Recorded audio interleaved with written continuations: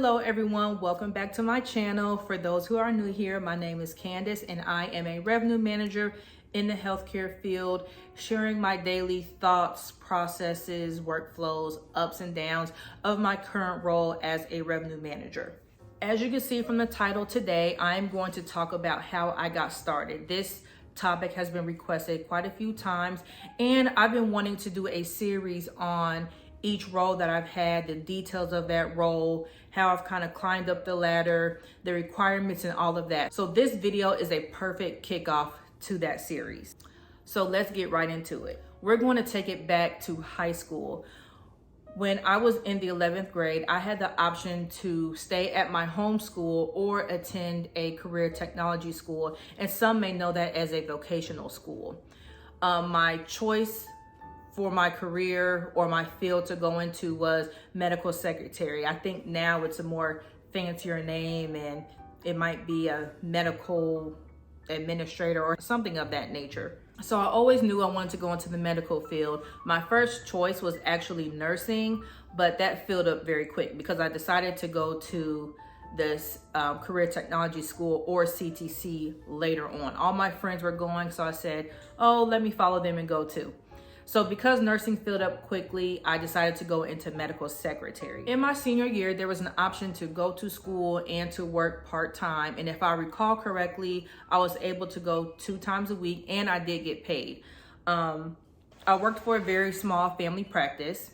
And in that role, I was basically a medical receptionist. So as a medical receptionist, I filed charts. They were still on paper charts at the time. I answered phones, scheduled patients, and it was really easy, and it was a great start to have something on my resume that showed that I have experience. So after I graduated from high school, I enrolled in a community college to attend nursing. I should say to attempt nursing. While going to school for nursing at my community college, I got hired on as a medical records clerk at a small hospital. So I would really say that that role at the hospital is really what started my HIM career, seeing that the department I worked in was actually called HIM, the Health Information Management Department. I hate to say that with some jobs, it's all about who you know, because in my current role, I relocated to another state and I did not know one person at this organization. I truly applied. I saw the job on LinkedIn. I applied, interviewed with several people, including physicians, and I got the job. However, in my first role, that was not the case. My mother also worked at this small hospital, and my mom and I, we have always worked at the same organization until I left that organization that I had been at for 14 and a half years. So there was an opening in the medical records department for a part-time medical records clerk. My mom knew about it. She talked to the director of HIM and told her a little bit about me. My mom also told me about the position. I applied, I interviewed with the director in person, and then next thing you know, I got the job. So I worked as a medical records clerk part-time while I was in school for nursing. It took me 5 years to graduate with my associate's degree, so don't ever think it's too late to start over in your career or start a career, because you're on your own timeline. What's meant for you is going to be for you. Sometimes I'm ashamed to say it took me 5 years to get my 2-year degree, but it did. With me starting out in nursing, that program was very, very difficult. Part of the reason it took so long is because of the anatomy and physiology classes. I failed those classes twice. Then I went down to the bottom level, failed that class. When I took the bottom level biology class, I finally passed, and then I moved back up to taking A&P in school. I finally get to the part of the program where I am doing clinicals to become a CNA. And my first round of clinicals was at a nursing home. And at that time, I completed my clinicals successfully. However, I knew, okay, nursing is not for me. I do not want to do patient care. Kudos to those who are in patient care. That's just something that I could not do. I did not like being in that setting. I couldn't stomach it. I just knew that nursing was not for me.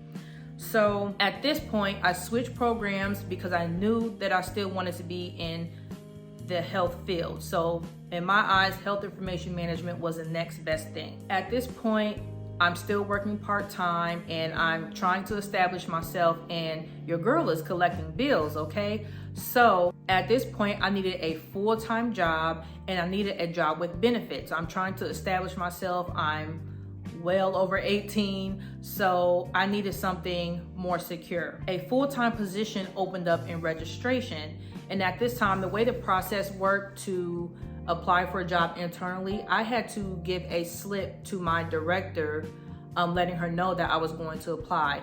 I don't know why that is, but that's what the process was at the time.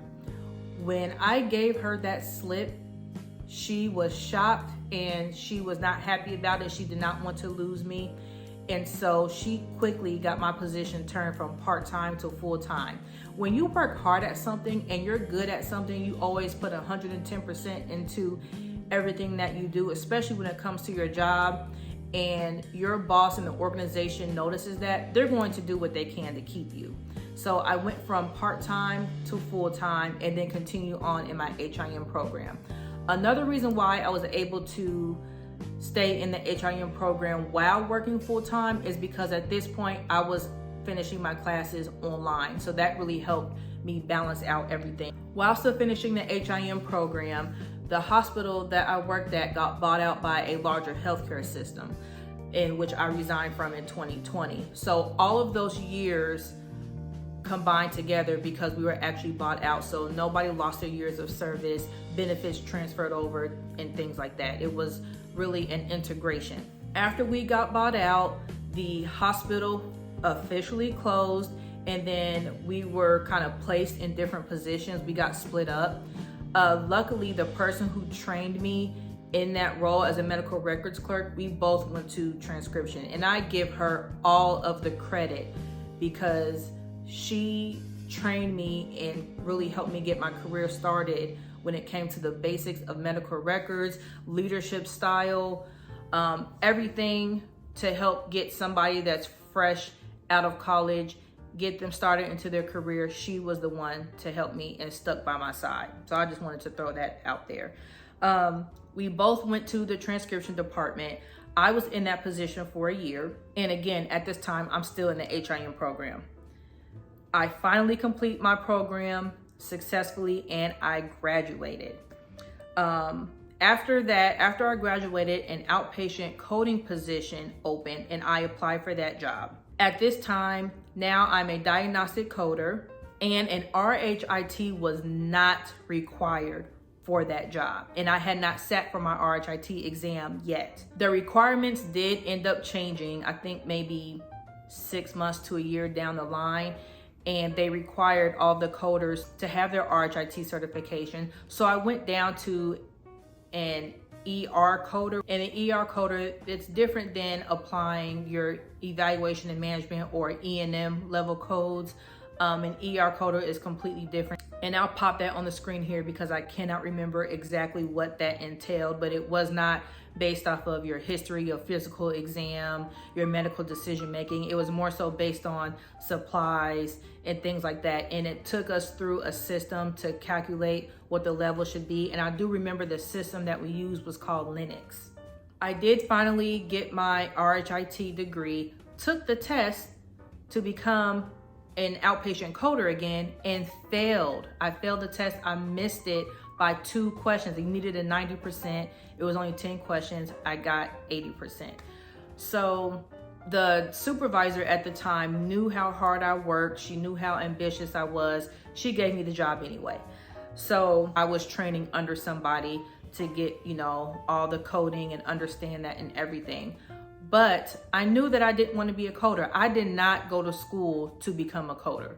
I just knew that I didn't want to do that. I wanted to climb all the way at the top, and I knew that coding was not it. And that's just for me personally. So the next year comes around. I was a diagnostic coder for 2 years. My next opportunity came when I saw a young lady come present at our coding meeting, and she talked about RAC audits, and I was so intrigued. I was like, I want to work with her. I want to do what she does. I knew about RAC audits and I had learned about it in my HIM program. And so that was something that really interested me when I heard her speak about it. One note I left out is that she had a position open up for a government audit analyst, and then she became a manager and a whole department was created.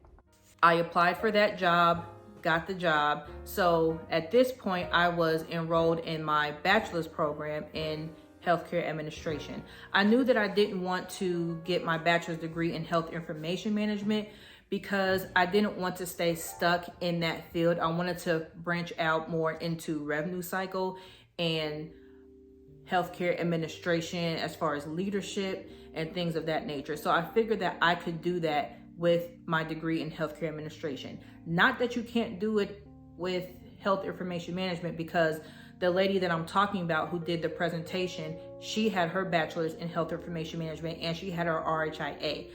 I just had my RHIT and then I was working towards my bachelor's. So at this point, I received that job. I got a lot of experience in that role, ended up graduating with my bachelor's degree in healthcare administration and have moved on to the next job.